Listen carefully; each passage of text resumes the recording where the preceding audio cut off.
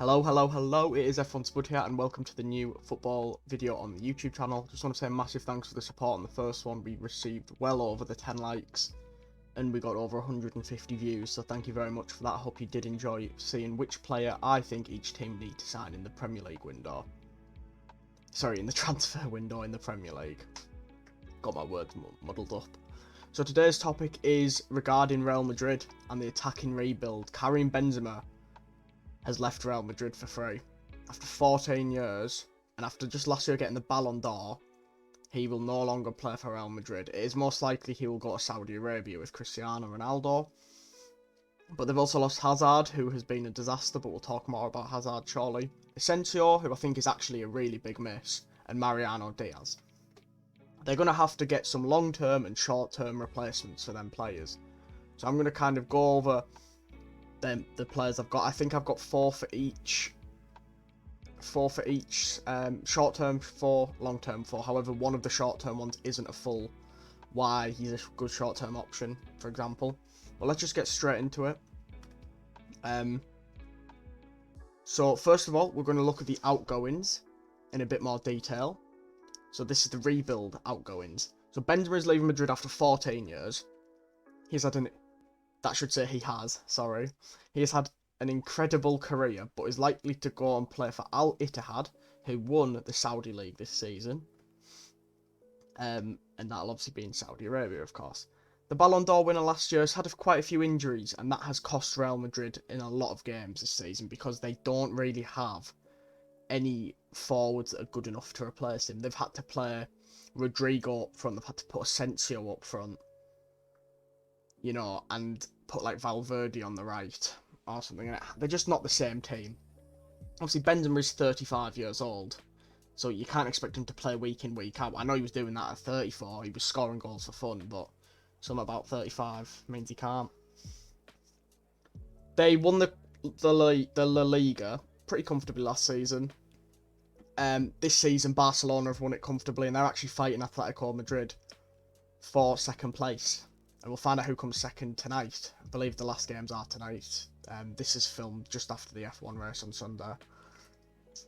He will be a big miss regardless of the few injuries. He did get 18 goals this season in La Liga, which, if I'm right in saying, is second most behind Lewandowski.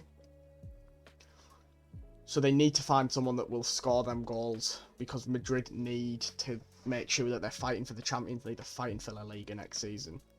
Obviously, they did win the Copa del Rey, but a team like Real Madrid can't be hoping for a Copa del Rey and say they've had a good season. They haven't.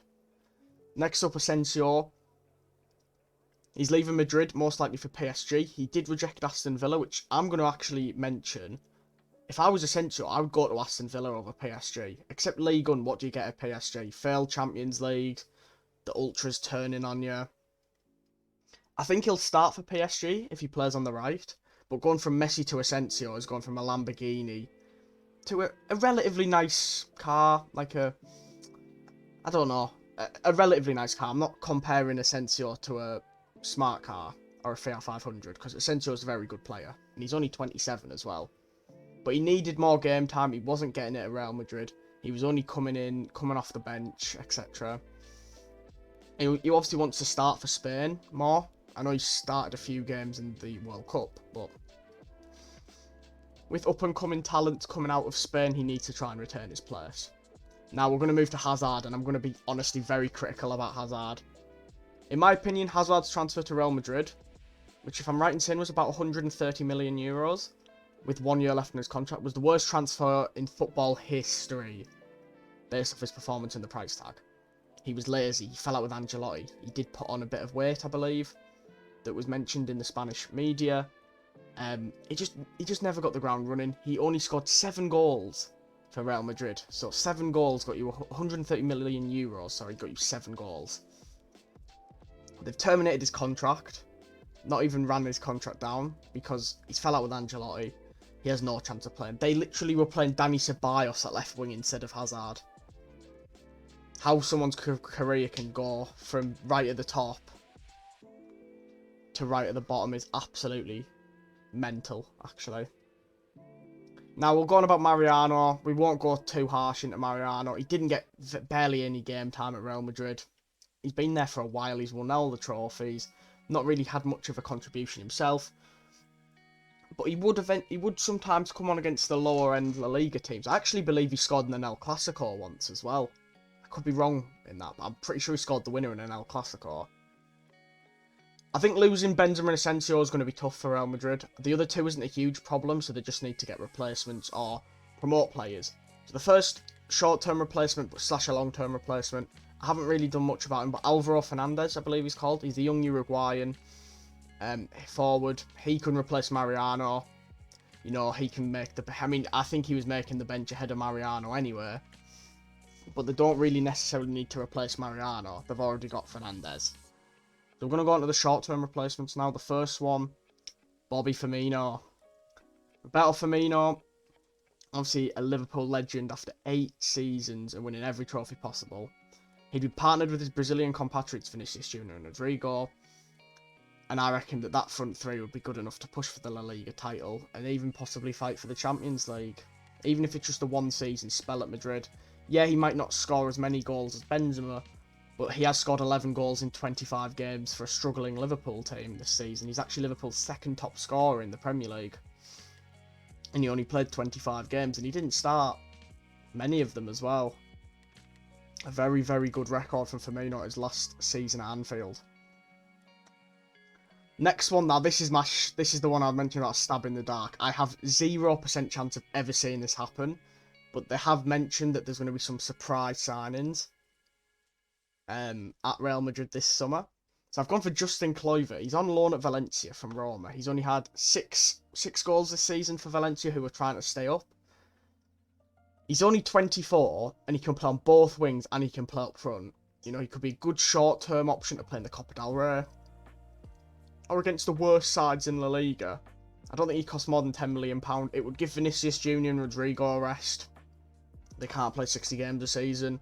If you lose one of them to an injury because they've overplayed, they're going to be in huge trouble, let's be honest. So I've gone for Justin Kluivert, a real won't happen signing.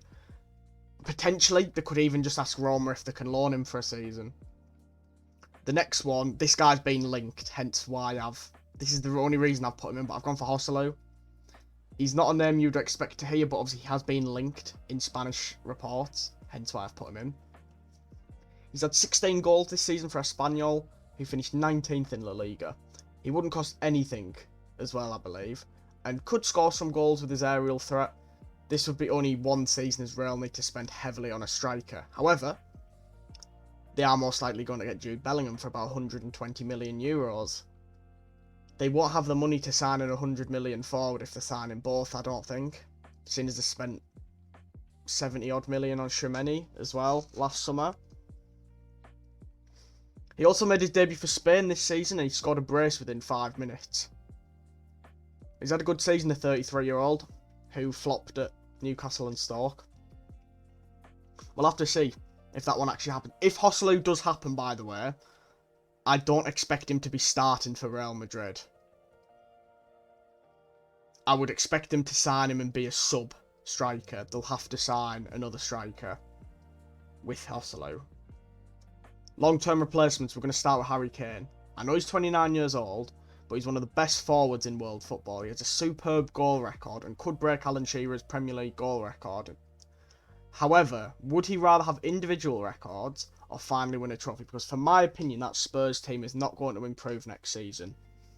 Even with a new goalkeeper, who I think they're going to go for David Raya, potentially. I think he'd be a superb signing for Real Madrid. He barely gets injured. You know, I'm not actually sure if he played with Luka Modric. Might have been past his time. But obviously, if Bellingham joins, you know, he played with Bellingham at the World Cup and at the Euros. He can create chances for Vinicius and Rodrigo. He can score goals. He scored 30 goals in the Premier League this season for a team that finished 8th place. I don't think you understand how impressive that is. Honestly, if I was Perez and they could try and get Kane for about 75 to 80 million euros, I know that Daniel Levy will push for more, but if they could get him for around that amount, I would say go for it. I personally think he's the second best player on the long-term replacements list for the forwards. He's definitely one that they should go for. Right, this is a bit of a surprising one. Again, probably won't happen, but I've gone for Federico Chiesa from Juventus. Like I mentioned with Justin Kluivert, Vinicius and Rodrigo can't play 60-plus games in a season. They just can't. They need a winger who can play on both sides and create and score plenty of goals. Chiesa is that player, in my opinion. He was brilliant at the Euros. He was brilliant for Fiorentina. He's been good for Juventus. Obviously, he had that long-term ACL injury, which kept him out of action for over a year. But he's come back, still starting to get his groove. Juventus are in a bit of a tough place at the moment. They're playing a lot more youngsters. They've obviously had points deduction. Members of their board have been like not allowed. They're not allowed to do anything anymore. It's kind of a strange turn of events for Juventus, who might be selling Vlahovic, who I haven't included in here because I don't think Vlahovic is the player that Real Madrid need. I do think Chiesa can obviously play on the left and the right and in the centre. They might be able to get him for cheap. If they could get Chiesa for about £40-45 million, I think that'll be a really good signing, personally. The thing is, though, if they signed Harry Kane and then they had Chiesa as a sub, Chiesa could kind of play a similar role to Asensio, but play more, if that kind of makes sense. Because he won't just want to be a bench warmer, but come on every game. He'll want to start some games, of course. The next one, right, the next player I've gone for, I've only gone for him because he's been linked to be heavily linked to Real Madrid, and they really want him. I was really surprised why they want him. So I've kind of tried to put into a paragraph or so, explain why they might want him. Can he be a success? You just don't know. It's Kai Havertz. He's had a lot of criticism at Chelsea for the last season and a half, etc. And rightly so. People call him a one-goal wonder because of the goal he scored against Manchester City in the Champions League final. He's not an out-and-out striker. He's an attacking midfielder. But could he learn the false nine role? Potentially. I think his dribbling is pretty good, but his finishing is not. I think under the right management and right teammates, he could thrive as a false nine. Can't get my words out today. He's only 23, which is mental, because it feels like he's been around for years, does Havertz. He's only had 7 goals in the Premier League this season. He's actually Chelsea's top scorer in the Premier League, which is absolutely outrageous that 7 goals is your highest scorer. If he could create the chances for Vinicius and Rodrigo to finish... sorry, a bee just came up to my window. If he could create the chances for Vinicius and Rodrigo, I think it could work out okay. I think it is still a huge downgrade on what Benzema would do. I don't know if they'd buy Havertz playing behind a striker, which if they did that, I think that would be absolutely insane. If they put Kane in front of Havertz, the only issue is then they'd only be able to play 2 midfielders, and who are you going to pick? The thing is, Kroos and Modric will be there for another year. You've got Bellingham potentially, Valverde. I think Camavinga's more going to play left back now, but they've got Tchouaméni as well. Ceballos, if he stays. So that's what I'm a bit confused by this one. I've put it down because they are linked to him, but I'm really unsure if this is the right signing. But then again, I sit down, I watch football. I'm not a manager. I'm not an analyst. I'm not a scout. These people know more than I do. The last one, it's obvious. Kylian Mbappe. The one all Madrid fans want. If he wants to win a Champions League and a Ballon d'Or, he has to leave PSG. With Messi gone and Neymar also potentially going, Mbappe's teammates will be significantly worse next year.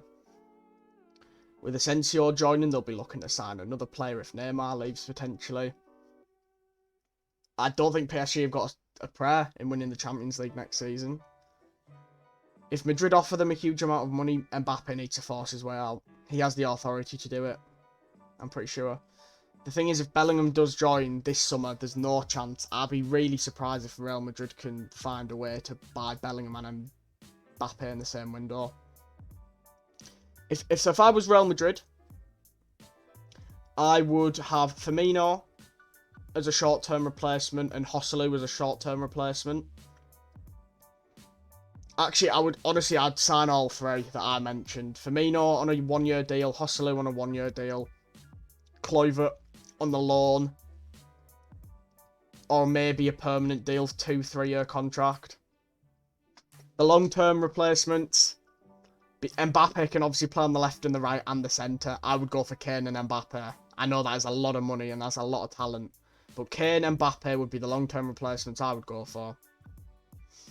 And the short-term replacements I would go for would be all three: Joselu, Firmino, and Justin Kluivert. Hopefully you've enjoyed this video. If you have, make sure to drop a thumbs up. We will be doing another one next week. Hopefully there'll be some good transfer news or something we can talk about. We might talk about Lionel Messi. What's the best thing for him, his career? I don't know. But hopefully if you've enjoyed it, drop a like, please. I'd appreciate it. And I'll see you next time for another football video.